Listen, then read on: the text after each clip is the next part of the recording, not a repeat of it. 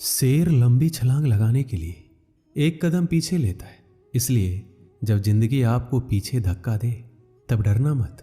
समझ जाना कि जिंदगी तुम्हें लंबी छलांग लगाने के लिए मौका देने वाली है। छाता और दिमाग तभी काम करते हैं जब वो खुले हो। बंद होने पर दोनों बोझ लगते हैं। लूट लेते हैं अपने ही, वरना गैरों को कहाँ पता इस दिल की दीवार कहाँ से कमजोर है। दुनिया की कोई परेशानी आपके साहस से बड़ी नहीं है। खुद को इतना कमजोर मत होने दो कि तुम्हें किसी के एहसान की जरूरत हो। किताबों की अहमियत अपनी जगह है। सबको वही याद रहता है जो वक्त और लोग सिखाते हैं। जीवन में गिरना भी अच्छा है, औकात का पता चलता है। बढ़ते हैं जब हाथ उठाने को तो अपनों का पता चलता है। जब आप एक कठिन दौर से गुजरते हैं, जब सब कुछ आपका विरोध करने लगता है, जब आपको लगता है कि आप एक मिनट भी सहन नहीं कर सकते, तब हार ना माने, क्योंकि यही वह समय और स्थान है जब आपका अच्छा समय शुरू होगा। आज तुम्हारे जीवन में कितनी मुसीबतें हैं, इससे कोई फर्क नहीं पड़ता। फर्क पड़ता है तो बस इस बात से कि तुम इसका सामना कैसे करते हो। श्री कृष्ण कहते हैं, चुनौतियों से तू क्यों डरता है, उनका सामना करना सीख, क्योंकि चुनौतियां ही तुम्हें महान सफलता के लिए तैयार करेगी। संघर्ष जितना बड़ा होगा, जीत उतनी ही शानदार होगी। जिस प्रकार पतझड़ के पेड़ों पर नए पत्ते आते हैं, उसी प्रकार जीवन में संघर्ष और कठिनाइयों के बाद ही अच्छे दिनों का आगमन होता है। बस तुम्हें खुद पर धैर्य रखना होगा। माना कि संघर्ष के दिन सबसे कठिन और तकलीफ भरे हैं, पर तू खुद पर भरोसा रख। ये दिन भी ढल जाएंगे और यही दिन तुझे जिंदगी में और मजबूत बनाएंगे। हमेशा याद रखना, बेहतरीन दिनों के लिए बुरे दिनों से लड़ना पड़ता है। जीवन में सबसे कठिन दौर वह नहीं जब तुम्हें कोई समझता नहीं है, बल्कि सबसे कठिन दौर तब होता है जब तुम अपने आप को नहीं समझ पाते। कष्ट सहने पर हमें अनुभव होता है और दर्द हो तभी हम सीख पाते हैं। कुछ पाना है तो कुछ खोना होगा, जो भी हो हासिल अपना होगा। जीतने का मजा तो तभी आता है जब पूरी दुनिया तेरे हारने का इंतजार कर रहा हो। वक्त से लड़कर जो नसीब बदल दे, इंसान वही जो अपनी तकदीर बदल दे। कल क्या होगा कभी ना सोचे, क्या पता कल वक्त खुद अपनी तस्वीर ही बदल दे। अगर आप में अकेले चलने का हौसला है तो खुद पर यकीन रखो और अपने रास्ते चलते रहो। भले ही आज तुम्हारे पीछे कोई ना हो, पर एक दिन तुम्हें सुनने के लिए हजारों लाखों की भीड़ होगी और तुम सबका नेतृत्व कर रहे होगे।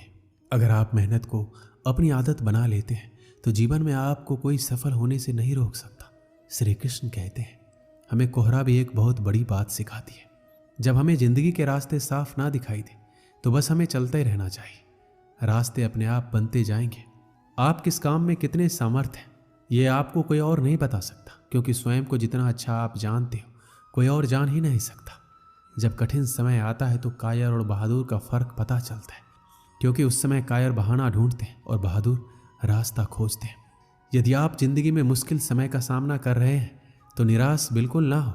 समझ लीजिए, भगवान चाहता है कि आपको अभी और मजबूत इंसान बनना है। मजबूरियां तुम्हें हमेशा मजबूत बनाती है और परेशानियां जीवन जीना सिखाती है। बस तुम्हें अपनी मजबूरियों को अपना ताकत बनाना सीखना होगा। तू चाहे तो तेरे आत्मविश्वास और कठिन परिश्रम के बल पर तेरा भाग्य खुद लिख सकते हैं।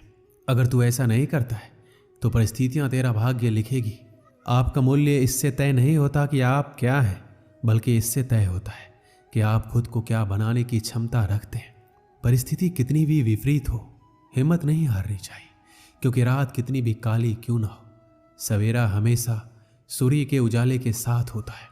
मनुष्य के लिए कठिनाइयों का होना बहुत जरूरी है, क्योंकि कठिनाइयों के बिना सफलता का आनंद नहीं लिया जा सकता।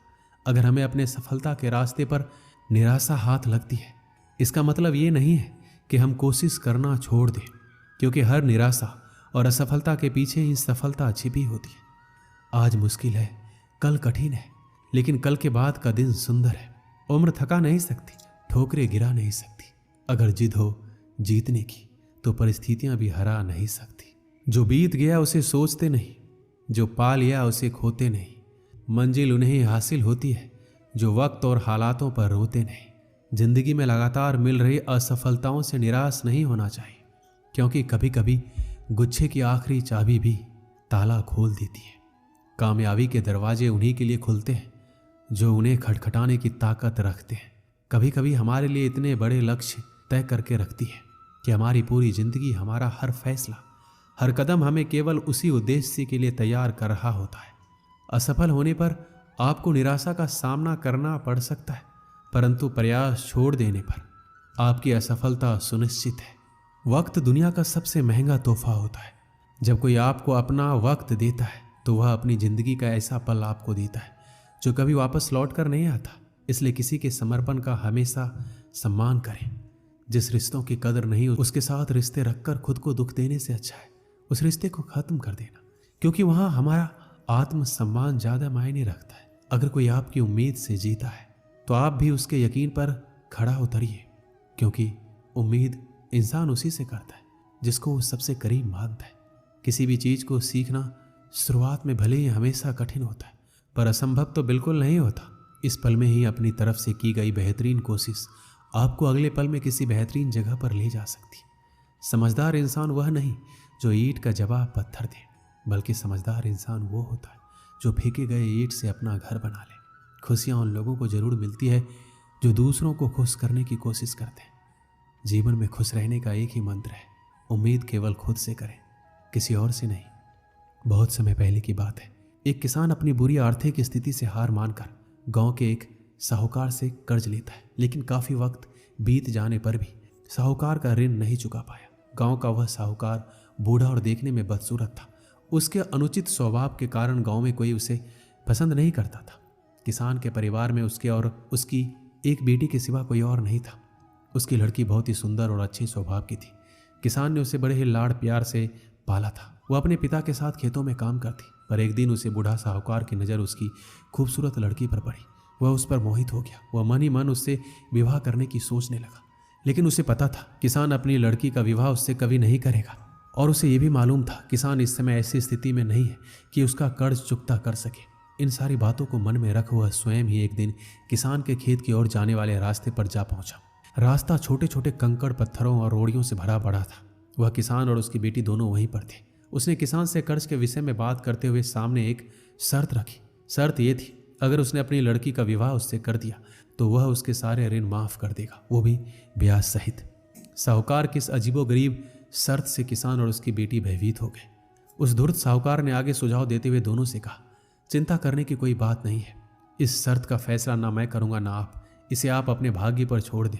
इतना कहते हुए अपनी जेब से एक पैसे की खाली पोटली निकाली और उसे दिखाते हुए कहा, मैं इसमें एक काले रंग का और एक सफ़ेद रंग का कंकर रखूंगा। उसके बाद तुम्हारी लड़की को बिना देखे इस पोटली से कंकर निकालना होगा, और यहाँ शर्त ये रहेगी, अगर उसने काले रंग के कंकर को निकाला तो मुझसे विवाह करना होगा और तुम्हारे कर्ज भी माफ़ कर दिए जाएंगे।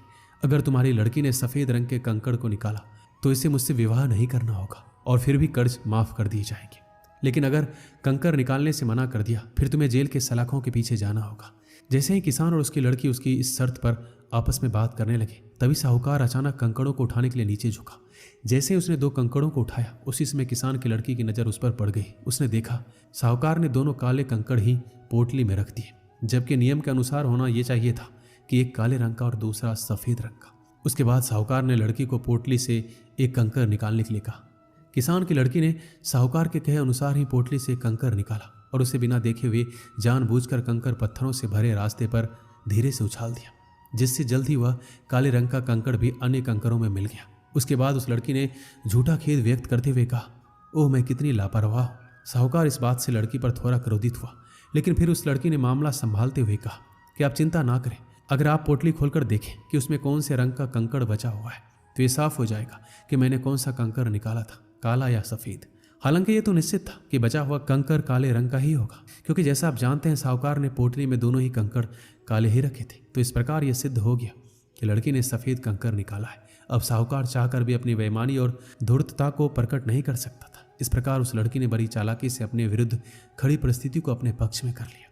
इस कहानी से यही सीख मिलती है, समस्या चाहे कितनी भी जटिल क्यों ना हो, हम उसके बारे में सोचने और उसे सुलझाने के तरीकों को बदलकर उसका समाधान आसानी से निकाल सकते हैं। इसलिए समस्या के समय घबराए नहीं, उसका डटकर और बुद्धिमानी से सामना करें। दोस्तों, इस वीडियो में बस इतना ही। मिलते हैं अगले वीडियो में। अपना ख्याल रखिएगा। धन्यवाद। जय श्री कृष्ण।